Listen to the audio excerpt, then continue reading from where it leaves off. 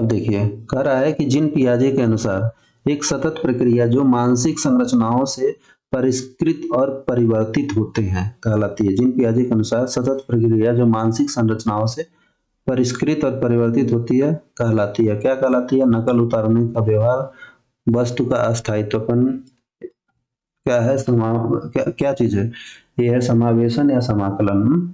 समावेशन तो है ही, सतत मानसिक पुरस्कृत कर परिष्कृत और परिवर्तित करती है। क्या है? इक्विलिब्रियम को करती है,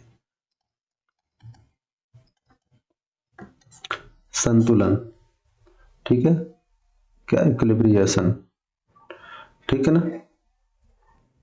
विद्यार्थियों को एक समस्या का हल खोजने में संघर्ष करते हुए उनकी सहायता के लिए अध्यापिका उन्हें संकेत में आधे उलझे उदाहरण देती है। लेओ वाइगोस्की के अनुसार यह क्या है? यह पाड़ है, क्योंकि ये क्या कर रही है? सहायता कर रही है, तो इसका फोल्डिंग है पाड़। निम्नलिखित में से सिद्धांत का किस सिद्धांतकारी ने कहा है कि संज्ञानात्मक विकास एक सहयोगात्मक प्रक्रिया है? तो ये वाइगोस्की ने कहा है। लॉरेंस कोहलबर्ग के सिद्धांत की मुख्य आलोचना क्या है? वह नारी, लॉरेंस कोहलबर्ग नारी परिप्रेक्ष्य गौण है, यही उत्तर सही हो जाएगा। ठीक है, उन्होंने नारियों को ध्यान नहीं दिया है कि उनका भी हेल्प है। हार्वर्ड गार्डनर ने सुझाव दिया कि अलग अलग प्रकार की बुद्धियां होती हैं। निम्न में से कौन सी बुद्धि गार्डनर द्वारा प्रस्तावित पाठ्यक्रम से एक नहीं है? संगीतमय है, भाषाई है, शारीरिक गति संवेदी गतिमान वाला है, व्यवहारिक नहीं है। तो इसमें क्या दिया है? नहीं दिया है, तो उत्तर हो जाएगा ये, बाकी हो जाएगा गलत। ठीक है।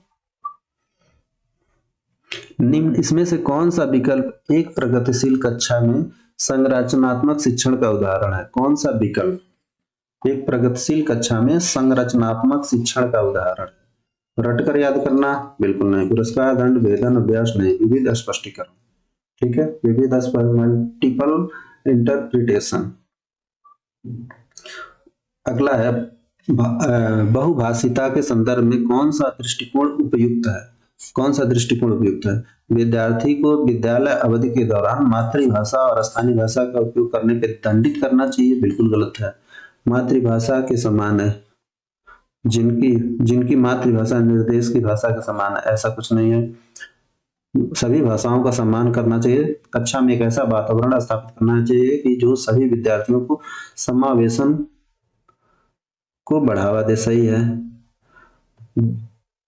शिक्षकों को उन बच्चों की उपेक्षा करनी चाहिए, मतलब नहीं पसंद करना चाहिए, नहीं मानना चाहिए जो कक्षा में मातृभाषा का उपयोग करते हैं। बिल्कुल गलत। ठीक है, तो तीसरा नंबर सही हो जाएगा। वे बच्चे जो अक्सर अपने अभिभावकों को मानकी जेंडर रेखाओं को पार करते हुए देखते हैं, मानकी जेंडर रेखाओं को पार करता है, जैसे कि माता पिता को उपकरण ठीक करते हुए और माता उपकरणों को ठीक करते हुए पिता बच्चों की देखभाल करते हुए, उनके संदर्भ में कम संभावना है कि जेंडर रूढ़ियों को अनुसरण करेंगे। बिल्कुल सही बात है। अधिक संभावना है जेंडर प्रतिकरण और रूढ़ियों का पालन करेंगे। कम संभावना है कि जेंडर मानदंडों के विरुद्ध होंगे। ये भी कम संभावना है कि समाज के प्रति जो जेंडर मानदंड है उसके विरुद्ध होंगे। नहीं। ठीक है, पहला सही हो जाएगा। कह रहा है कि एनईपी के अनुसार, एनईपी 20 के अनुसार आकलन का क्या उद्देश्य है? सीखने के स्तर को सुनिश्चित करने के लिए विद्यार्थियों को तनाव और डर पैदा करना? बिल्कुल नहीं। अधिगम क्रिया को रिपीटेशन? नहीं, ऐसा कुछ नहीं है। अधिगम लर्निंग और विकास को अनुकूलित करना, कक्षा के अंदर और बाहर विद्यार्थियों को समर्थन देना। तीसरा और चौथा कौन सा है? तीसरा और चौथा कौन सा है भाई? ये तो मुझे तो लग रहा है ये है। दूसरा कह रहा है अध्यापक अध्ययन प्रक्रिया को दोहराना, ये कर सकता है। उत्तर यही हो जाएगा। ठीक है, कई बार देख लिया जाता है, लेकिन डर पैदा करना 100% नहीं होगा, इसलिए दूसरा, तीसरा और चौथा चलेगा। पहला तो होगा नहीं, पहला इन तीनों में है, नहीं होगा, यही होगा। दूसरा, तीसरा, चौथा। ठीक। गत्यात्मक मूल्यांकन, गत्यात्मक डायनामिक क्या होता है मूल्यांकन को क्या बोलते हैं, ऑब्जर्वेशन बोलते हैं कि असेसमेंट, हाँ dynamic assessment, help to understand in, क्या बोलते हैं बच्चे के बौद्धिक स्तर, तुलना, बौद्धिक स्तर को समझने में मदद करता है, तुलना में छात्र का संबंधित पद, विशिष्ट अधिगम आवश्यकताएं,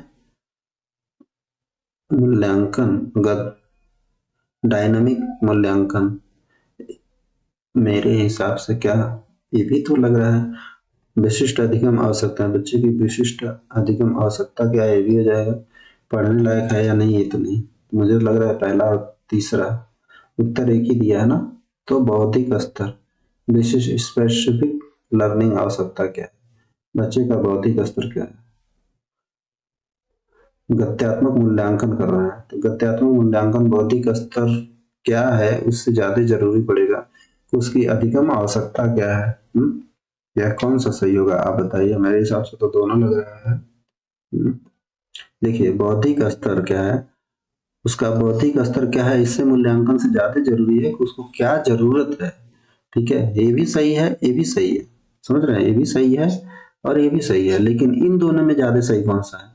देखिए बौद्धिक स्तर जांच लिए, उससे ज्यादा जरूरी है कि उसको अधिगम की क्या आवश्यकता है, क्या सीखेगा, ये ज्यादा जरूरी हुआ ना, तो इसलिए ये वाला उत्तर सही हो जाएगा। ठीक, ऐसे ऐसे 2-3 क्वेश्चन जरूर पूछते हैं ताकि आप 30 में 30 ना कर पाए। ठीक है, उनका भी ये सोचना रहता है। प्रतिभाशाली विद्यार्थियों के सफल समावेशन हेतु एक अध्यापक को निम्न में से क्या करने से बचना चाहिए, मतलब क्या नहीं करना चाहिए। विविध दृष्टिकोण को व्यक्त करने के मौके देना, ऐसा तो बिल्कुल नहीं देना चाहिए। अध्यापक केंद्रित पाठ्यक्रम नहीं, चाइल्ड सेंटर्ड पाठ्यक्रम को लागू करना चाहिए, ये वाला नहीं करना चाहिए।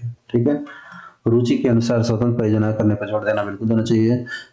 विद्यार्थियों को शैक्षणिक संवर्धक गतिविधियां प्रदान करनी चाहिए, मतलब शैक्षणिक व्यवहार को बढ़ावा देना है कि गतिविधियां देना चाहिए, बिल्कुल देना चाहिए। ठीक, उसके बाद कह रहा है ऐसा तंत्र, एक ऐसा तंत्र मतलब सिस्टम जो तैयार करने के लिए विद्यार्थियों की व्यक्तिगत विभिन्नताओं को सम्मान दे। उसमें क्या एक अध्यापक को क्या करना चाहिए, सभी विद्यार्थियों के लिए एक मानकीकृत पाठ्यक्रम बिल्कुल नहीं। ठीक है, निम्न अपेक्षाएं, उच्च अंक पाने वालों पर ध्यान, उत्तर हो जाएगा। अधिगम गति और परिप्रेक्ष्यों में विविधता को स्वीकृति, परिप्रेक्ष्य क्या हो, लर्निंग एंड पर्सपेक्टिव। ठीक ना, allow variation in learning paces and perspectives. हाँ, अगला देखिए, एक विद्यार्थी कक्षा में ध्यान नहीं दे पाता है, आसानी से दूसरी ओर आकर्षित हो जाता है, नियुक्त स्थान पर बैठ नहीं रहता है, बेचैन हो जाता है, वस्तु खो देता है। उसमें क्या है, उसमें क्या चीज है, उस बच्चे में दृष्टिबाधा तो है नहीं, बोलने की तो है व्यवस्था, लिख भी सकता है, लेकिन अवधान न्यूनतम अति सक्रियता विकार, ADHS उसको बोलते हैं, ADHD बोलते हैं, attention deficit hyper activity disorder, ये होता है ADHD। ठीक है, कह रहा है कि श्रवण बाधिता वाले विद्यार्थियों को समावेशन हेतु, श्रवण बाधिता है, अध्यापक को क्या करना चाहिए, उक्त बोलने से बचना चाहिए जब वो उस वक्त बोलने से बचना चाहिए जब विद्यार्थी उसका चेहरा ना देख पाए। अच्छा, तो हाँ ये तो सही है, थोड़ा सा रुकिए, हाँ तो उत्साहित करना चाहिए बिल्कुल। IT के इस्तेमाल से बचना चाहिए, बिल्कुल गलत बात है। जानकारी प्रक्रमण के लिए अतिरिक्त समय नहीं देना चाहिए, बिल्कुल गलत बात, पहला सही हो जाएगा। सही है लेकिन उतना सही नहीं है, मान लीजिए वो देख ही नहीं पा रहा है, नहीं सुन नहीं पा रहा है, तो मुंह से बोलेंगे तो, हाँ मुंह से बोलने में भी तो सांकेतिक भाषा हो जाती है थोड़ा थोड़ा, जैसे आप इधर आओ, आ जाओ, बोल रहा है तो समझ जाएगा कि हाँ मुझे बोल रहा है, क्योंकि वो सांकेतिक भाषा को समझता है। ठीक है, ऐसी गतिविधियों का चयन जिसमें अंतर्दृष्टि मतलब इंट्रा वाला और विभिन्न प्रकार की उत्तर देने की संभावना है, उसे किसे सम्मुख करती है, किसको मतलब बढ़ावा देती है, सृजनात्मकता को, नो की टटकर याद करना, कुंठा या प्रतिस्पर्धा को।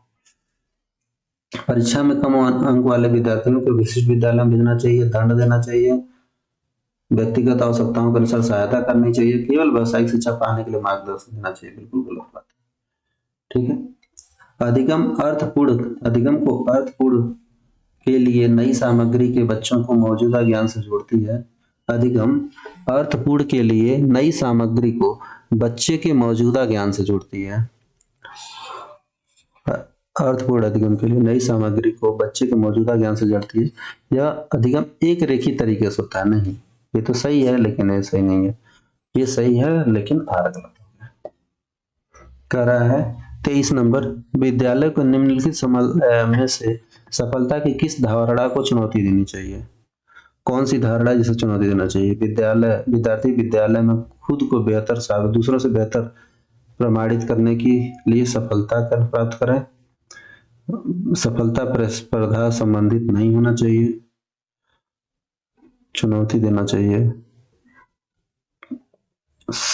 दोनों रुकी अभी। सफलता को संकल्पित करते समय विद्यार्थियों को संज्ञानात्मक के साथ साथ भावनात्मकता को भी महत्व देना चाहिए। ऐसा आकलन जिसमें कोई पहला आता है और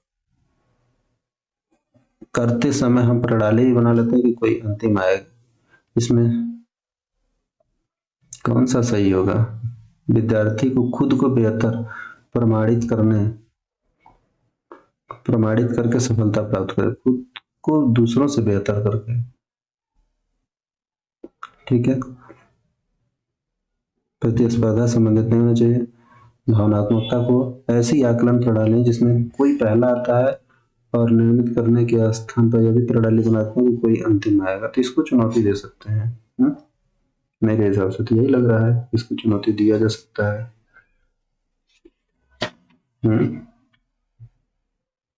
अगर इसको हम करें तो, लेकिन यहाँ पे लिख रहा है खुद को दूसरों से बेहतर, मतलब ये कंपैरिजन आ जा रहा है, कंपेयर आ जा रहा है। यही वाला सही हो जाएगा। देखिए मेरे हिसाब से ये वाला सही हो जाएगा। ठीक है, क्योंकि यहाँ पे कह रहा है दूसरों से बेहतर प्रमाणित करके सफलता प्राप्त करें, मतलब कंपैरिजन करके, तो ये वाला हो जाएगा। हाँ, प्रतिस्पर्धा संबंधित नहीं है, सफलता प्रतिस्पर्धा संबंधित नहीं होनी चाहिए, बिल्कुल सही बात है। ठीक है। सफलता को संकल्पित करते समय विद्यालयों को संज्ञानात्मकता के साथ साथ भावनात्मक क्षेत्र को भी महत्व देना चाहिए। हाँ, देना चाहिए। ऐसा आकलन प्रणाली जिसमें कोई पहला आता है उसे निर्मित करते समय यह प्रणाली भी बना देते हैं कि कोई अंतिम स्थान पर आएगा। ऐसा आकलन प्रणाली जिसमें, हाँ, तो जब मान लीजिए कोई पहला आ रहा तो अंतिम भी आएगा, लेकिन खुद को दूसरों से बेहतर प्रमाणित करके सफलता प्राप्त करें, तो ये तो गलत बात है। कंपेयर करके कि मैं ही श्रेष्ठ हूँ या मैं तुमसे अच्छा हूँ, ये वाला सफलता प्राप्त करे, तो नहीं, ऐसा नहीं होना चाहिए। इसको चुनौती दे सकते हैं। थोड़ा ट्रिकी क्वेश्चन है तो ये वाला हो जाएगा, 100% यही वाला हो जाएगा। 24 क्या कह रहा है? किसी कंसेप्ट को पढ़ाते समय एक अध्यापक को निम्न में से क्या नहीं करना चाहिए? रूपकों का विभिन्न क्षेत्रों व एक ही क्षेत्र में उपयोग। एक ही क्षेत्र में ऐसा नहीं है। विभिन्न परिघटनाओं को सहसंबंधों को रेखांकित करना, ऐसा नहीं है। विद्यार्थियों को कार्य कारण संबंधों को तलाशने के लिए करना, ये तो कर सकता है। नहीं करना चाहिए ना। है गैर उदाहरण अपवाद सम्मिलित वर्जन, ये नहीं करना चाहिए। ठीक है, देखिए ये वाला नहीं करना चाहिए। ठीक है। विभिन्न क्षेत्रों एक ही क्षेत्र का उपयोग कर सकता है। परिघटनाओं को सहसंबंधों से रेखांकित करना कर सकता है। तलाशने के लिए कहना कि तुम खुद ढूंढो, ठीक है, वो कर सकता है। गैर उदाहरण और अपवादों से सम्मिलित वर्जन, ये नहीं करना चाहिए, डी वाला। ठीक है। कह रहा है कि निम्न में से अधिगम की कौन सी तकनीकी पर एक अध्यापिका को बल देना चाहिए? कौन सी तकनीकी पर बल देना चाहिए? ये देखिए, ये है स्टिमुलस रिस्पांस। इस पे तो बिल्कुल नहीं बल देना चाहिए। स्टिमुलस रिस्पांस, हाँ, इस पे तो बिल्कुल नहीं देना चाहिए, ये गलत होता है। रट्टा मार गलत होता है। दूसरों से ज्यादा अंक प्राप्त करके सीखना गलत होता है। संरचनात्मक अन्वेषण की प्रक्रिया द्वारा अधिगम, ये सही होगा। ठीक। 26 देखिए, कह रहा है कि बाह्य अभिप्रेरणा का उदाहरण नहीं है। देखिए, सजा से बचना, ये बाह्य हो गया। रुचि है, ये तो ये आंतरिक हो गया, इनाम बाय हो गया, असफलता के डर से पड़ रहा है बाय हो गया। ठीक है, निम्न में से कौन सा भय विद्यार्थियों को अधिगम बाधक रहेगा? अधिगम बाधक रहेगा, उत्सुकता, निराशा जो है वो अधिगम बाधक रहेगा। ठीक है, कह रहा है कि एक कक्षा में जल सम प्रत्यय पर, जल कॉन्सेप्ट पर चर्चा हो रही है। ठीक है, और बच्चा कहता है कि जब रंगहीन जल, जब नहीं जल होगा, जल रंगहीन नहीं है। देखें अंग्रेजी वाला में क्या लिखा है, जब कभी कभी हिंदी में गलत लिखा होता है तो अंग्रेजी में एक बार देख लें, वाटर इज नॉट कलरलेस। हाँ, जल, जल नहीं जल है, जल रंगहीन नहीं है। ठीक है, तो अध्यापिका के पूछे जाने पर वह उसके घर के पास वाले गंदे नाली का संदर्भ देता है। बच्चे की इस भ्रांति पर अध्यापिका को क्या करना चाहिए? नकार देना चाहिए जवाब? बिल्कुल नहीं। इस बात पर देना चाहिए कि उसका तर्क निराधार है? नहीं। इस जवाब को अपना लेना चाहिए और जल के रंगहीन होने का तर्क देना चाहिए। सही है, केवल जब एक ही एक ही सही जवाब है जो कि जल रंगहीन पर जोर देना चाहिए। बिल्कुल गलत। ठीक है, आसान क्वेश्चन था। अधिगम और सामाजिक, लर्निंग का सामाजिक सांस्कृतिक उपागम, अप्रोच। उपागम क्या होता है? अप्रोच होता है। हाँ, अप्रोच में किसकी सहायता पर महत्व देता है? इनाम और दंड, मानकीकृत आकलन स्टैंडर्ड तो नहीं, इनाम और दंड नहीं। ठीक है, प्रतिपादक अध्यापन नहीं, सांस्कृतिक संदर्भ। ठीक है, कल्चरल रिस्ट्रेंट। कह रहा है कि सबसे अधिक प्रभावशाली और अर्थपूर्ण होगा अगर यह संदर्भ, अधिगम सबसे अधिक प्रभावशाली होगा जब अगर यह संदर्भ रूप में हो। बिल्कुल सही बात है।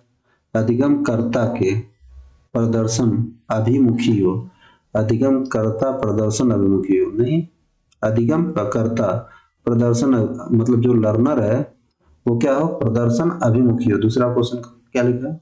Learner are performance oriented, performance oriented नहीं, नहीं ऐसा कुछ नहीं है। ठीक है, परफॉर्मेंस को देने वाला हो या ना हो, इससे ज्यादा असर करेगा कि ये जो अधिगम है वो संदर्भ रूप में हो। ठीक है, अधिगम बाह्य कारकों से अभिप्रेरित हो, ऐसा भी नहीं है। अखंडित खंडों को प्रस्तुत किया जाए, नहीं, ये भी नहीं। तो उत्तर हो जाएगा यही। ठीक, तो इस तरीके से हमने देखा कि टोटल 30 वाला क्वेश्चन था ना, देखना। हाँ, 30 टोटल 30 क्वेश्चन जो 2000 जनवरी 2022 को हुआ था। कौन सी जनवरी? 3 जनवरी को। तो इस तरीके से हमने ये भी पेपर समाप्त किया। देखने के लिए आप लोगों को बहुत बहुत धन्यवाद।